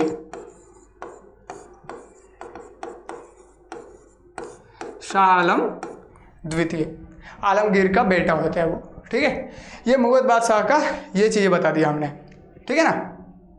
और उसके बाद अकबर 1806 से 1837 अकबर द्वितीय है। उसके बाद 1837 से 1858 तक बहादुर शाह जफर यानी बहादुर शाह सेकंड रहता है। ये पूरा मुगल साम्राज्य का हायरार्की था। और यहाँ पर ये बंगाल का हायरार्की है, अलीवर्दी खां तक अभी हमने बताया। अब देखो कहानी क्या है।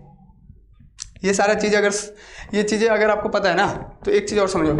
अलीवर्दी खां का एक नाती होता है जिसका नाम होता है सिराजुद्दौला। क्या नाम होता है? सिराजुद्दौला। ठीक है। ये 1756 में गद्दी पर बैठता है, ठीक है। 1756 के बाद सिराजुद्दौला गद्दी पर हो जाता है, ठीक है ना।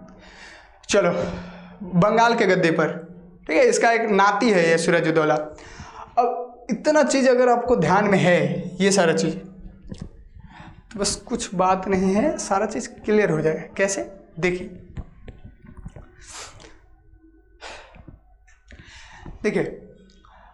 अब इसी समय, किस समय, 1717 ईस्वी में होता क्या है, ध्यान से समझिए। 1717 ईस्वी में होता क्या है, एक ब्रिटिश अधिकारी होता है जिसका नाम होता है जॉन सुरमन।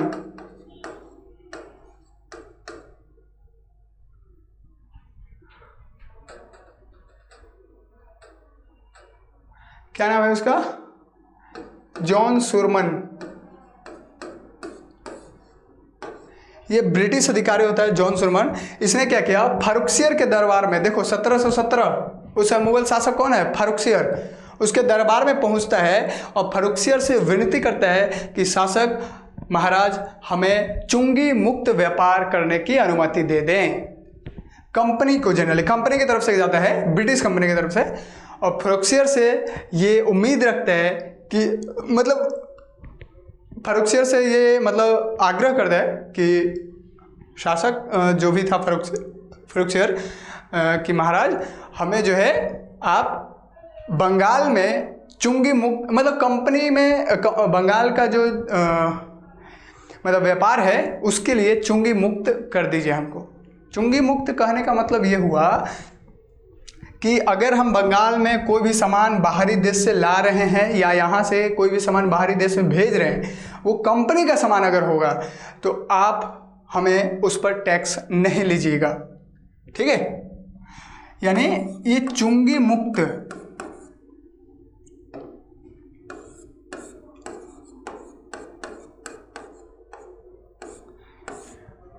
चुंगी मुक्त व्यापार, चुंगी मुक्त व्यापार के लिए जॉन सुरमन फर्रुखसियर के पास जाता है 1717 में, और फर्रुखसियर मान लेता है। बदले में जॉन सुरमन कहता है कि हम आपको 3000 रुपया प्रति वर्ष देंगे, 3000 रुपया प्रति वर्ष आपको हम दे देंगे, ठीक है।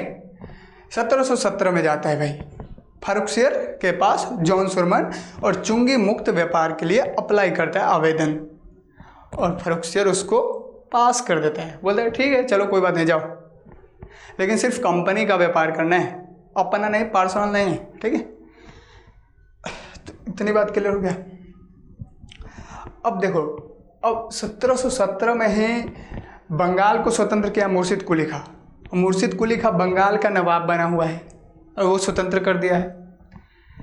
लेकिन मुर्शिद कुली खां कंपनी, मुर्शिद कुली खां को जब वो मतलब दस्तक दिखाया जाता है कि देखो फर्रुखसियर हमको लिख के दिया है कि आपका कंपनी पर टैक्स नहीं लगेगा व्यापार करने के लिए, चुंगी मुक्त कर दिया है तो आप टैक्स मत लीजिए, तो मुर्शिद कुली खां बोले चलो कोई बात नहीं, जाओ तुम फ्री में रहो। वो मना नहीं करता है, मुर्शिद कुली खां छोड़ देता है, चलो ठीक है, अब शासक बोल ही दिया तो जाओ भाई, छोड़ दिए। अब मुर्शिद कुली खां के बाद यहाँ अलीवर्दी खां तक, अलीवर्दी खां जो बंगाल के शासक है, यहाँ तक अलीवर्दी खां भी जो है ना मना नहीं करता है ब्रिटिश कंपनी को कि आप चुंगी दीजिए कि नहीं दीजिए, कोई मतलब नहीं, शासक बोल दिया है ना चुंगी मुक्त, जाओ भाई फ्री में व्यापार करो, आप कोई दिक्कत नहीं है। आप 3000 रुपये पर ईयर आप उसको देते रहो मुगल शासक को, कोई रोक टोक नहीं था, सब ठीक चल रहा था। अब यहाँ सिचुएशन ये आता है, कहानी ये आता है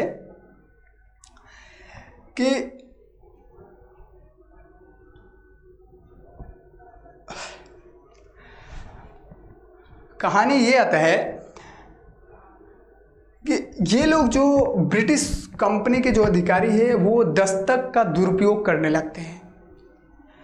दस्तक जो दिया गया था कि चुंगी मुक्त व्यापार आप कर सकते हो, उसका दुरुपयोग किए। कैसे? वो चुंगी मुक्त था तो कंपनी के लिए दिया गया था। अब ब्रिटिश अधिकारी क्या कर रहे हैं, कर्मचारी क्या कर रहे हैं कि अपना निजी व्यापार, पर्सनल व्यापार भी जो पर्सनल वस्तुएं खरीदे और पर्सनली बेच रहे हैं, उसका पर्सनली उनको फ़ायदा हो रहा है, वो कंपनी को नहीं जाता। वो पर्सनल वस्तुएं भी कंपनी के सामान के साथ भेज के एक्सपोर्ट कर रहे, वहाँ से इंपोर्ट कर रहे। तो ये तो दुरुपयोग हुआ ना चुंगी मुक्त कर का। चुंगी मुक्त जो व्यापार है उसका तो दुरुपयोग हुआ, दस्तक का दुरुपयोग हुआ।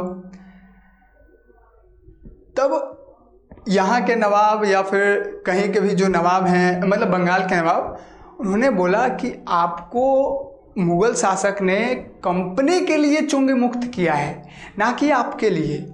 निजी व्यापार करने के लिए चुंगी मुक्त नहीं हुआ है। लेकिन ब्रिटिश कंपनी अब बोल रहे हैं, उसके अधिकारी बोल रहे हैं नहीं नहीं, वो हमारा भी बोला गया। अब इसी मतभेद में हो गया पूरा मतभेद, यही बात पर। इससे भी ज़्यादा ये लोग क्या करने लगे पता है, मतलब ये जो ब्रिटिश अधिकारी थे, इन लोगों ने इससे भी ज़्यादा क्या किया कि उस दस्तक को बेचने लगे भारतीय व्यापारियों से, और अदर व्यापारी जो थे उनको बेच दिए कि आप कितना देते हैं बंगाल के नवाब को, तो 40%, आप हमको 10% दीजिएगा, 20% दीजिएगा, आप फ्री में जाइए ना, ये लीजिए कागज़, फ्री में जाइए, 20% हमको दे दीजिएगा, उसको क्यों दे रहे हैं? समझ यार बात। तो ये भारतीय व्यापारियों को भी बेच दे रहे हैं वो दस्तक। तो इतना ज़्यादा दुरुपयोग करने लगे, और इससे तो नवाब गुस्सा करेगा ना, नवाब के पास पैसा ही नहीं आ रहा, तो गुस्सा तो करेगा ना, वही बात हुआ। अब इसके लेकर के इन लोगों में मन तो था कि विरोध कर भी रहे थे, लेकिन कोई खुलकर सामने नहीं आया था ब्रिटिश कंपनी के खिलाफ। अब यहाँ मामला देखो कहाँ आता है, इस सिचुएशन को आप समझते हैं, वो आप ध्यान में रखना, दस्तक का दुरुपयोग ध्यान में रखने हैं, दस्तक का दुरुपयोग, ठीक है। ओह, ये क्या हो गया, इसके लिए सॉरी भाई, इतना सारा चीज़ लिखा हुआ था सब गायब। हम ये बता रहे थे कि दस्तक का दुरुपयोग, आपके लिए तो दिक्कत नहीं होगा, आप थोड़ा सा बैक कीजिएगा तो आपको सारा चीज़ मिल ही जाएगा, हमको दिक्कत हो गया, वो सारा गायब हो गया। अब देखो दस्तक का दुरुपयोग ये क्या है, ये तो हमने समझा दिया दस्तक का दुरुपयोग कैसे कर रहे थे। अब हम ये बता रहे हैं कि अलीवर्दी खान, ठीक है, इसका कोई पुत्र नहीं है, ठीक है, ये बंगाल का क्या है, नवाब है भाई, ध्यान में है ना, ये बंगाल का नवाब है अलीवर्दी खान।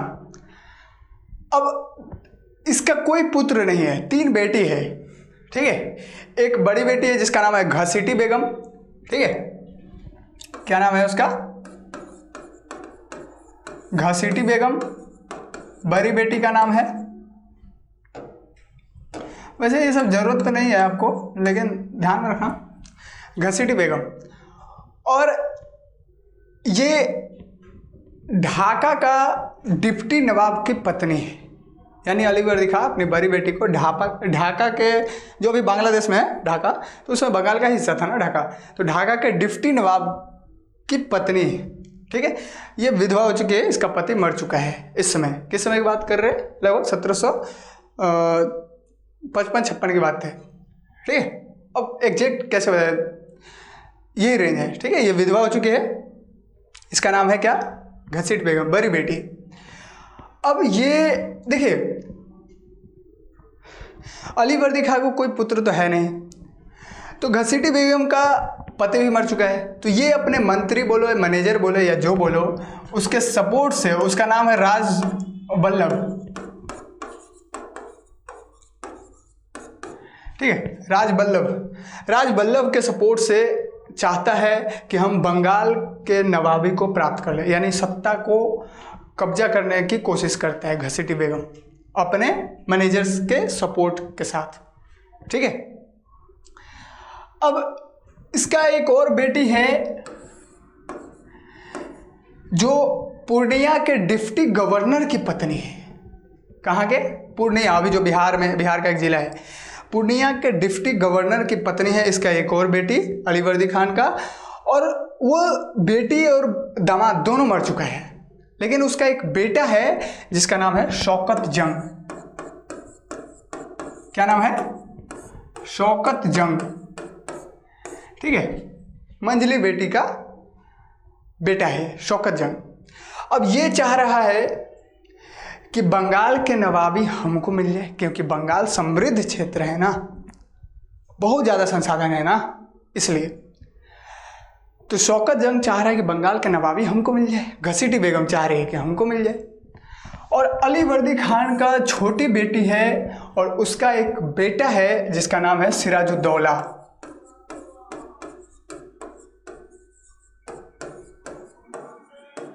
सिराजुद्दौला ये कौन है? नाती है, ठीक है, ये भी तो नाती ही हुआ उसका, लेकिन ये छोटी बेटी का ये नाती है सिराजुद्दौला।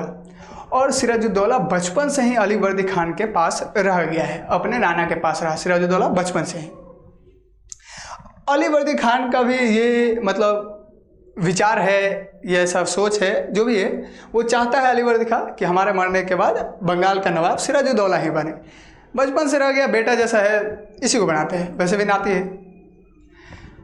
अब शौकत जंग को इस बात को लेकर के बड़ा विरोध है कि हमारा मौसेरा भाई कैसे बन सकता है बंगाल का नवाब, हम तो उससे बड़े हैं, हमको मिलना चाहिए था। लेकिन अली वर्दी खान चाहता है कि नहीं, सिराजुद्दौला को हम बनाएंगे, ठीक है। अब ब्रिटिश कंपनी इसमें क्या करते हैं कि झोल करते हैं। क्या झोल करते हैं? वो घसीटी बेगम और शौकत जंग की मदद करने लगता है। क्यों मदद करता है? ताकि हमारे सपोर्ट से अगर कोई नवाब बन जाता है तो वो हमारी बातों को कभी नहीं टालेगा। हम बोलेंगे हमारे प्रतिद्वंदियों को हटा दो तो वो हटा देगा। क्यों? क्योंकि कंपटीटर हटेगा, हमारा मुनाफा बढ़ेगा।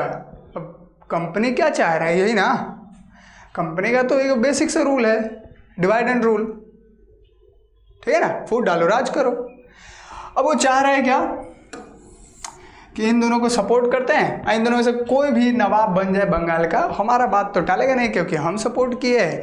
हमारा बात नहीं टालेगा तो हम कंपटीटर को भगाएंगे, कुछ बंगाल से पैसा भी ले लेंगे, यहीं के पैसा से यहीं काम करते रहेंगे।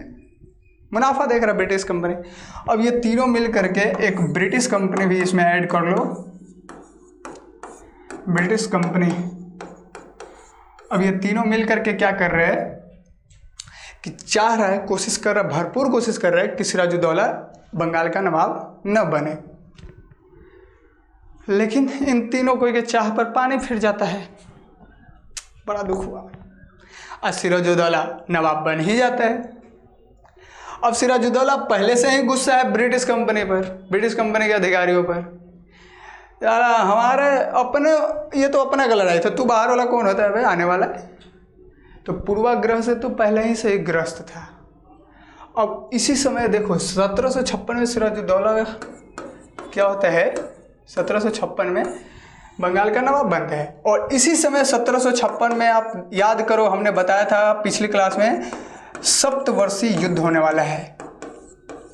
सप्तवर्षीय युद्ध स्टार्ट होने वाला है 1756 में। अब बंगाल में दो कंपनी खास करके हैं, एक है ब्रिटिश कंपनी और एक है फ्रेंच कंपनी।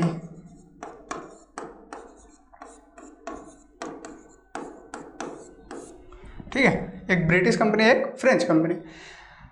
अब देखो, अब 1756 में सप्तवर्षीय युद्ध, तो अगर यूरोप में या दुनिया में कहीं भी ब्रिटिश और फ्रेंच के बीच तलवारें खींचेंगी तो उसका चमक तो भारत में देखने को मिलेगा ना, क्योंकि भारत में भी ब्रिटिश और फ्रेंच कंपनी है ना, तो असर तो होगा। तो ब्रिटिश और फ्रेंच कंपनी को अब लग गया, इनके अधिकारियों को पता चला कि वहाँ युद्ध स्टार्ट होने वाला है। इसका मतलब अब भारत में भी हमको युद्ध की तैयारी शुरू कर देना चाहिए। तो इन लोगों ने अपने अपने मुख्यालय पर किलाबंदी करना स्टार्ट कर दिया।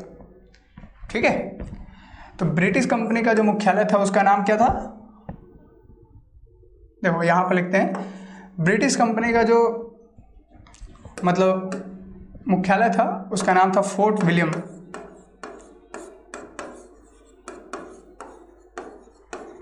Fort William. और फ्रेंच कंपनी का जो मुख्यालय था उसका नाम था चंद्रनगर। ठीक ठीक है। तो फोर्ट विलियम और चंद्रनगर दो मुख्यालय है फ्रेंच कंपनी का। ये फोर्ट विलियम ब्रिटिश कंपनी का। ये फोर्ट विलियम क्या है पता है? बंगाल का ही एक जगह है। चंद्रनगर भी तो बंगाल का ही जगह है। फोर्ट विलियम देखिए कैसे बना। 1698 में एक ब्रिटिश अधिकारी था जिसका नाम था जॉब चॉर्नॉक। ध्यान से समझिए आप, 1698 में जॉब चॉर्नॉक ब्रिटिश कंपनी का अधिकारी था। उसने 1698 में बंगाल के एक जमींदार से गोविंदपुर, सुतनौती और कलकत्ता का जो है ना जमींदारी ले लिया। ठीक है, जमींदारी अपने हाथ में ले लिया और आगे चल करके उन दोनों को मिला करके, गोविंदपुर, सुतनौती और कलकत्ता को मिला करके फोर्ट विलियम नाम से एक अपना मुख्यालय बना लिया। वही फोर्ट विलियम है ये। और यही फोर्ट विलियम आगे चल के फिर कोलकाता हो जाता है। ठीक है, तो ये चीज़ें समझ में आ गया। अब देखो, ये चीज़ें तो समझ में आ गया। अब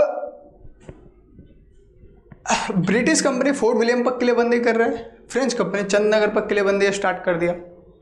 किला बनाने लगा ताकि युद्ध हो तो हम अपना झेल सके। जमीन किसका है? बंगाल का। बंगाल का नवाब कौन है? सिराजुद्दौला। अब बिना नवाब के अनुमति के ये लोग किलेबंदी कर रहे तो नवाब तो गुस्सा खाएगा ना। वो गुस्सा खा करके आदेश दिया। आदेश क्या भिजवाया? फ्रेंच कंपनी को, ब्रिटिश कंपनी को आदेश भिजवाया कि जल्दी अपने अपने किले को भंग करो, तोड़ो अभी, बिना हमारी अनुमति के तुम किला बनाएगा रे गधा। अब ब्रिटिश कंपनी का पहले से ही गुस्सा था सिराजुद्दौला, क्योंकि वो षड्यंत्र किया था। ठीक है ना, उसके विरोधियों का साथ दिया था, तो पहले से गुस्सा था, तोड़ने के लिए बोला। फ्रेंच कंपनी बोला बेचारा कि हाँ भाई उसका ज़मीन है, छोड़ो, बंद करो, तो ये अपना किला भंग कर दिया। ब्रिटिश कंपनी के अधिकारी था विलियम ड्रेक, उसने बोला चल भाग यहाँ से, कोई मतलब नहीं, हट, नहीं तोड़ेंगे, तू कौन होता है भाई? अब आ गया सिराजुद्दौला को गुस्सा, नवाब हो गया गुस्सा भाई। वो गुस्सा खाकर सेना भेज दिया। सेना भेजा और सेना भेज के फोर्ट विलियम पर अटैक कर दिया, खुद भी गया। वहाँ का जो अधिकारी था जिसका नाम था, क्या अधिकारी का नाम था? William Drake.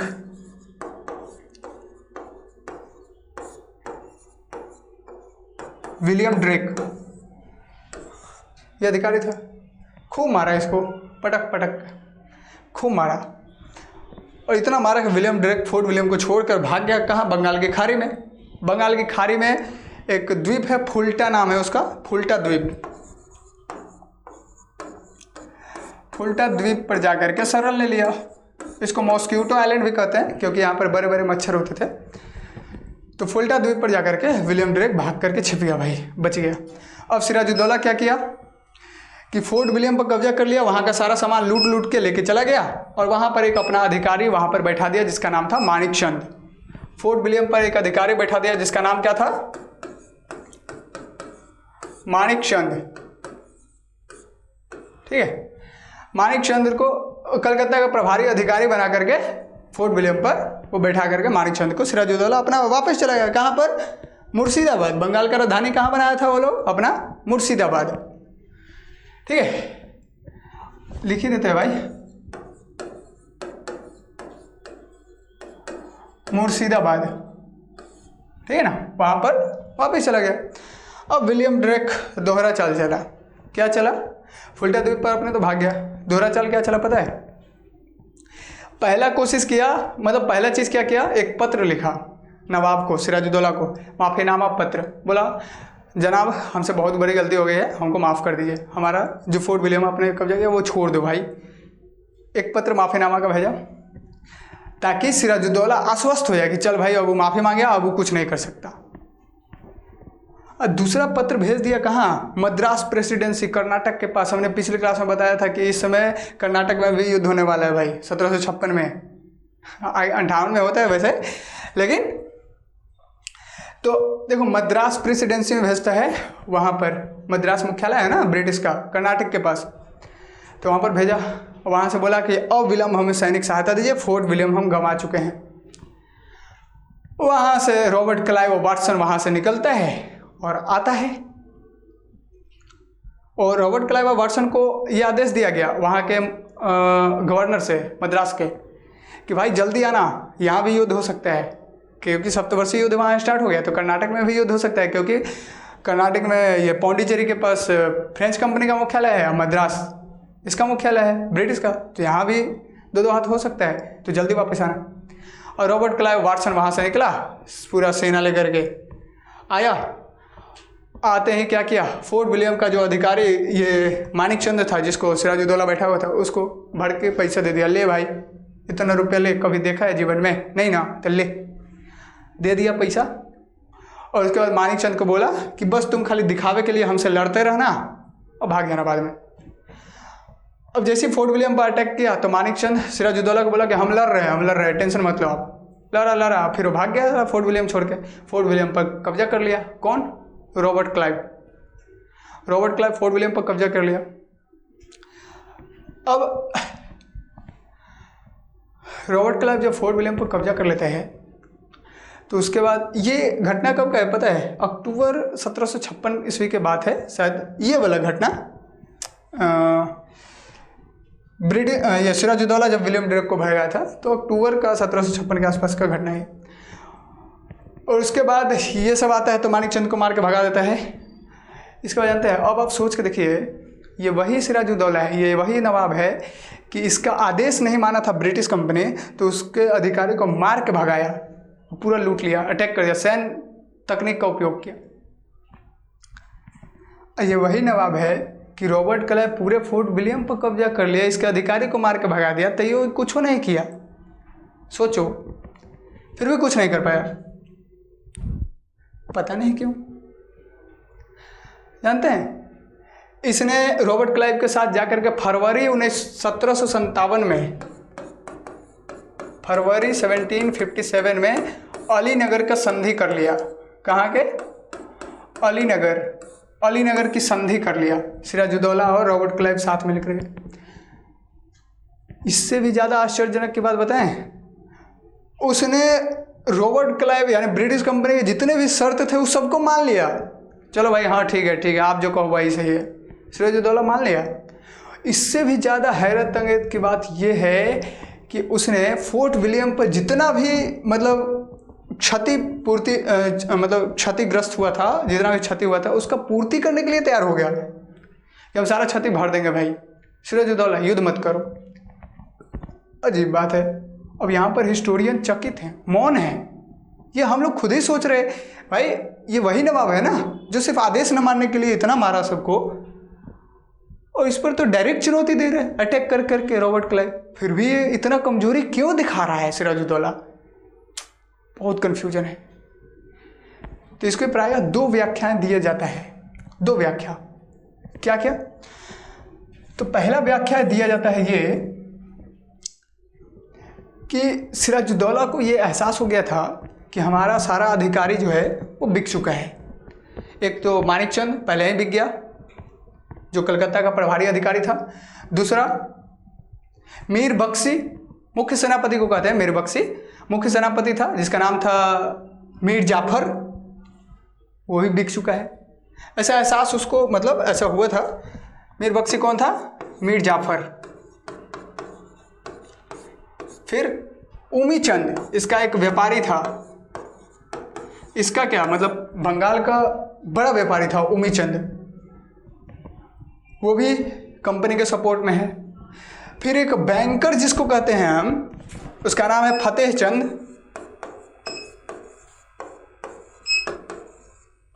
फतेह चंद, इसको जगत सेठ के नाम से भी जानते हैं।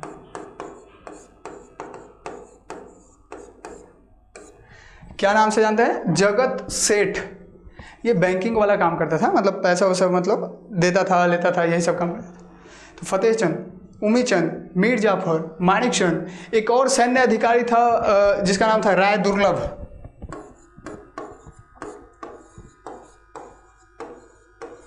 राय दुर्लभ, ये भी ऐसा व्याख्या दिया जाता है कि ऐसा माना जाता है कि सिराजुद्दौला को ये पता चला, एहसास था कि ये सारा मिल चुका है गधा, और जिसकी वजह से उसको लगा कि हम मतलब यहाँ पर युद्ध करेंगे तो फंस जाएंगे। पहला व्याख्या तो ये दिया गया। दूसरा व्याख्या ये दिया जाता है कि इसी समय आप याद करो मोहम्मद शाह अब्दाली अटैक किए हुए हैं भारत में, पंजाब की साइड। अब सिराजुद्दौला का डर ये है कि कहीं वो बिहार में आ गया तो, अब बिहार उस समय बंगाल का हिस्सा था, कहीं वो बिहार में आ गया तो हम दो दो मोर्चे पे, एक तरफ अब्दाली से और एक तरफ ब्रिटिश से कैसे लड़ पाएंगे, बड़ा दिक्कत है। इसलिए एक को तो कम से कम सल्टाओ, इससे संधि करके हटाओ, ऐसा व्याख्या दिया जाता है। पता नहीं यह व्याख्या कितना हद तक सही है, मालूम किसी को नहीं है, लेकिन ऐसा प्रायः हिस्टोरियन व्याख्या देते हैं। ये समय समय पर अपडेट होते रहेंगे भाई, ये बात समझ लो, ठीक है। तो ये चीज़ें हुआ। अब एक घटनाक्रम आपको बताते हैं। वो घटनाक्रम क्या है तो इसको आप समझो। यहाँ पर आप लिख सकते हो घटनाक्रम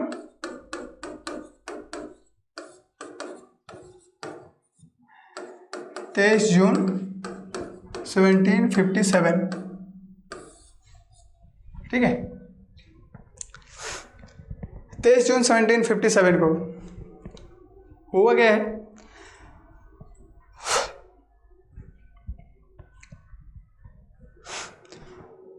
अब यहां पर देखिए 23 जून 1757 को प्लासी कहाँ पर जानते हैं? एक हुगली नदी बंगाल में है। हुगली नदी का एक सहायक नदी है भागीरथी नदी, उसी नदी के किनारे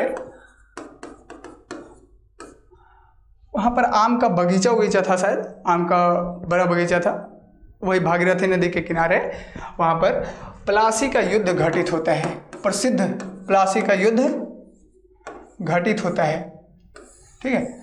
यह युद्ध एक बड़ा युद्ध नहीं, एक बड़ा विश्वासघात था, ऐसा कह सकते हैं। यह युद्ध एक बड़ा युद्ध नहीं, एक बड़ा विश्वासघात था,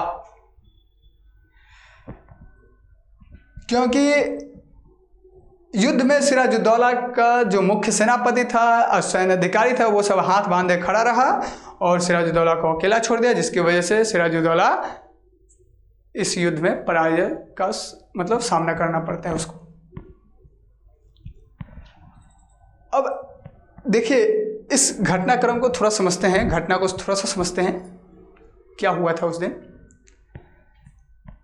एक तरफ ब्रिटिश कंपनी के गवर्नर रॉबर्ट क्लाइव और उसके कुछ सेना वहाँ पर लाइट इन्फेंट्री के साथ मौजूद हैं, और दूसरी तरफ सिराजुद्दौला की सेना।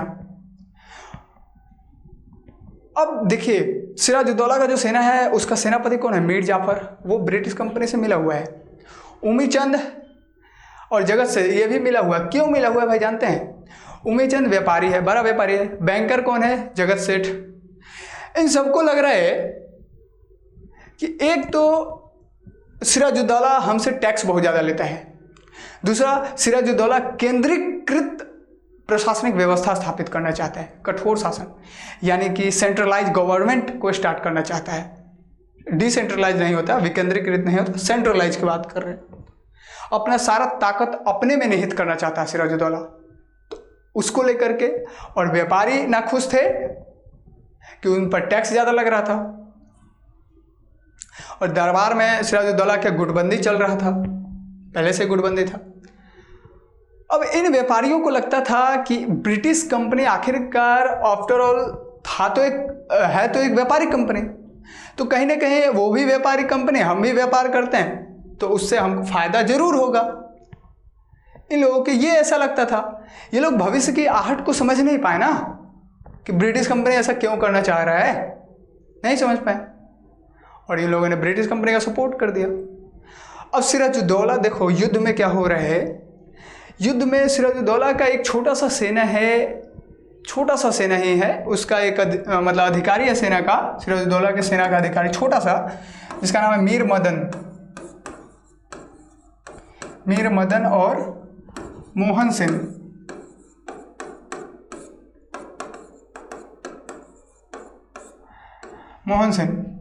मीर मदन और मोहन सिंह के नेतृत्व में एक छोटी सी सैन्य टुकड़ी रॉबर्ट क्लाइव की सेना से युद्ध करता है भाई। मीर जाफर ये सब सपोर्ट ही नहीं कर रहा, राय दुर्लभ सपोर्ट ही नहीं कर रहा। अब लेकिन इन दोनों ने ही मिलकर के इतना तगड़ा युद्ध किया कि ब्रिटिश कंपनी के जो सेना थे उसके तो पांव उखड़ने लगे। एक समय ऐसा लगा कि ब्रिटिश कंपनी अब गया, उसका तो हालत बिगड़ रहा है, वो पराजित होने वाले, ऐसा हो गया था। इतना तेजी से आगे बढ़ रहा था ये लोग, मीर मदन और मोहन सेन का सेना, और साथ में मीर मदन। अब सिराजुद्दौला को लग रहा है हम तो युद्ध जीत रहे भाई। उतने में रॉबर्ट क्लाइव क्या करता है, मीर जाफर को एक संदेश भेजता है, भाई सिराजुद्दौला नवाब को बोलो पीछे हटने के लिए सेना को, नहीं तो हम तो गए। तो मीर जाफर आके नवाब को कहता है, नवाब मीर मदन को बोलिए पीछे हटने के लिए। अब नवाब कह रहा है, क्यों बोले बे, हमारा तो सेना आगे जा रहा है, बहुत तेज निकल रहा है, अब तो जीतने वाले हैं हम, क्यों पीछे हटे। तो क्या कहते हैं, मीर जाफर कहते हैं कि तो समझ लीजिए युद्ध का जो परिणाम होगा उसको भुगतने के लिए आप तैयार रहिए, क्योंकि दिक्कत होगा भाई आगे। अब ये धमकी दिया, अजीब सा धमकी। अब सिराजुद्दौला को लग रहा है साला है तो मेरा ही सेनापति, पता नहीं कुछ ऐसा सीक्रेट बात जान रहा है जो हमको नहीं समझ में आ रहा है, पता नहीं आगे क्या है। बेचारा डर गया, मीर मदन को बुलावा भेजा, मोहन सिंह को बुलावा भेजा, भाई आप वापस आ जाओ, पीछे हटो। अब मीर मदन अब मोहन सिंह को लग रहा है साला पीछे हटने के लिए नवाब क्यों कह रहे हैं, हम तो जीतने वाले हैं। फिर भी नवाब का आदेश है तो लोग पीछे हटना स्टार्ट कर दिए। अब सेना जब पीछे हटना स्टार्ट कर रहा है तो पीछे का जितना भी सेना है वो देख रहा है क्या आगे से सब सेना पीछे आ रहा है, इसका मतलब आगे से कोई सेना खदेड़ रहा है। और बीच में पूरा भगदड़ मच गया, भगदड़ मचा। उसके बाद तुरंत मीर जाफर सिराजुद्दौला को आकर के बोला, आप 500 घुड़सवार लेकर के जल्दी मुर्शिदाबाद भागिए, हम बाकी यहाँ संभाल लेंगे। अब कुछ घुड़सवार को लेकर के वो मुर्शिदाबाद राजधानी चला जाता है सिराजुद्दौला। मीर जाफर को यहाँ रॉबर्ट क्लाइव नवाब घोषित कर देता है। रॉबर्ट क्लाइव बोलता है, मीर जाफर तुम्हारा जिंदाबाद, तुम आज से नवाब हो गया बंगाल का। उसके अगले दिन मीर जाफर का बेटा हुआ मीरन कुछ घोड़सवार के साथ जा कर के और सिराजुद्दौला का कत्ल कर देता है। और नवाब कौन बन जाता है, मीर जाफर वहाँ का नवाब बन जाता है बंगाल का। ये है पूरा 1757 के युद्ध का घटना। इसके बैकग्राउंड क्या क्या चीज़ें थी वो सब चीज़ समझना। देखो घटना समझना कोई बड़ी बात नहीं है, इसका बैकग्राउंड क्या क्या है, आखिर क्यों करना चाह रहा है अंग्रेज, ऐसा क्यों चाह रहा है अंग्रेज। अब देखो इसका हित सधा ना, अंग्रेज मुनाफा कमाना चाह रहा था, उसके लिए प्रतिद्वंदियों को हटाना था, ठीक है, और उसके लिए भारत का पैसा उसको चाहिए था, तो भारत का पॉलिटिकल पावर उसके पास होना चाहिए, और उसके लिए कोई ऐसा नवाब होना चाहिए जो उसके कंट्रोल पर चले, उसके इशारों पर चले। और वो ऐसा कर दिया, मीर जाफर को नवाब बनाया। अब मीर जाफर ब्रिटिश कंपनी के कंट्रोल में चलेगा, जो ब्रिटिश कंपनी बोलेगा वही सही, तुम जो कहो वही बात कहेंगे, यही हाल हुआ। अब यहाँ पर अब क्वेश्चन ये बनता है, इसमें देखिए एक हिस्टोरियन थे, पता नहीं क्या था, 2001 में एक क्रिकेट मैच फिक्सिंग हुआ था। पहली बार मैच फिक्सिंग का क्रिकेट का 2001 में घटना एक आया था, उसी से कुछ ताल्लुक़ रख के ये हिस्टोरियन बताते हैं, उनका नाम हम भूल रहे, पता नहीं क्या था। वो बताते हैं कि जैसे क्रिकेट मैच फिक्स होता है ना, फिक्स होता है, उसी तरीके से ये युद्ध पहले से ही फिक्स था। बस अंतर ये है कि वहाँ पर मैच जीतने वाले को पहले ही पैसा, मतलब मैच फिक्स हुआ तो हारने वाले को पहले ही पैसा दिया जाता था, यहाँ जीतने के बाद पैसा दिया जाता है, और कोई बात नहीं, जस्ट उसी तरीके का हाल है। अब यहाँ क्वेश्चन ये बन रहा है कि ब्रिटिश कंपनी को इस युद्ध के जीतने के बाद क्या लाभ हुए हैं, तो इसको कुछ पॉइंट में समझ लेते हैं, और इसको आप लिख भी लीजिएगा क्योंकि ये बहुत इंपॉर्टेंट है। तो ब्रिटिश कंपनी को 1757 के युद्ध जीतने के बाद क्या लाभ प्राप्त हुए। तो पहला पॉइंट, कंपनी को एक बहुत बड़ी मात्रा में धन प्राप्त हुआ जिसका उपयोग वह कंपनी के व्यापार में कर सकता है, पहला पॉइंट। अब जैसे बात है, मीर जाफर नवाब बना है और बनाएगा रॉबर्ट क्लाइव, तो उसको पैसा तो देगा और उस पैसा का कंपनी उपयोग करेगा अपने व्यापार में, तो भारत के पैसे से ही भारत का सामान खरीदा ना, ये हुआ उसका हित सधा, ठीक है। चलिए दूसरा पॉइंट, रॉबर्ट क्लाइव को पर्सनली 24 परगना का जागीर मिला, 24 परगना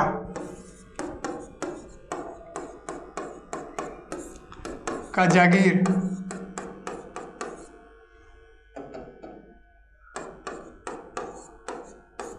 किसको मिला, रॉबर्ट क्लाइव को।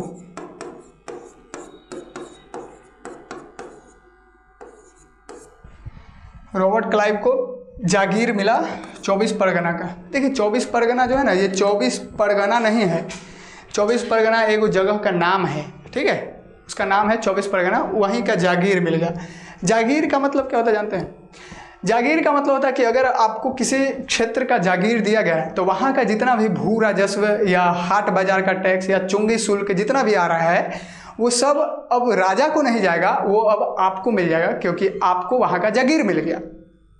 ठीक है, पहले 24 परगना का जितना भी भू राजस्व होता था या टैक्स होता था वो सब राजा को जाता था, नवाब को जाता था।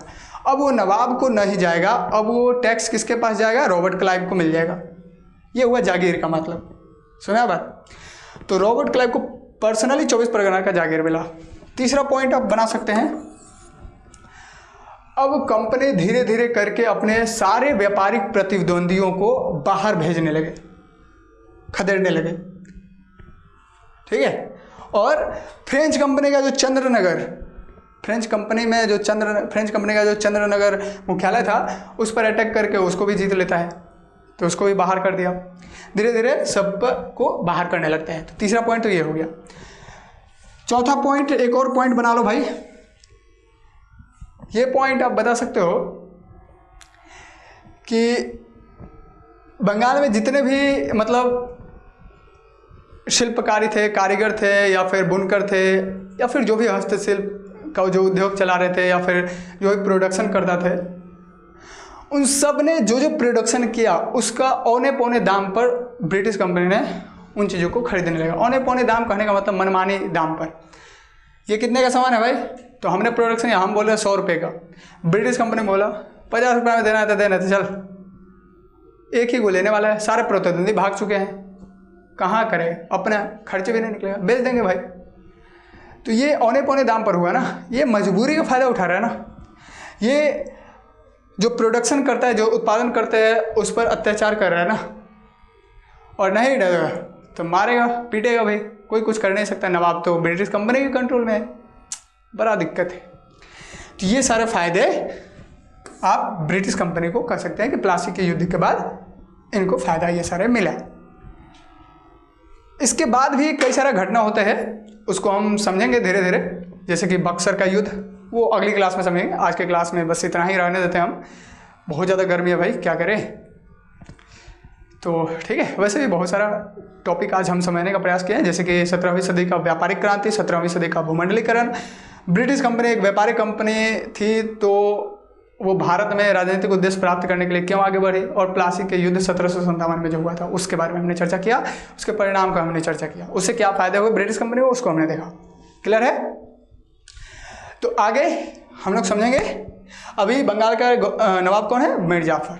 ठीक है, तो मिलते हैं फिर। अगर इसमें कोई भी दिक्कत होता है, आपको कोई भी चीज़ें अगर यदि टॉपिक नहीं समझ में आया या फिर कोई दिक्कत है तो आप ज़रूर कमेंट करके बताइएगा, हम उसका जवाब अगले क्लास में ज़रूर देंगे, कोशिश ज़रूर किया जाएगा। तब तक के लिए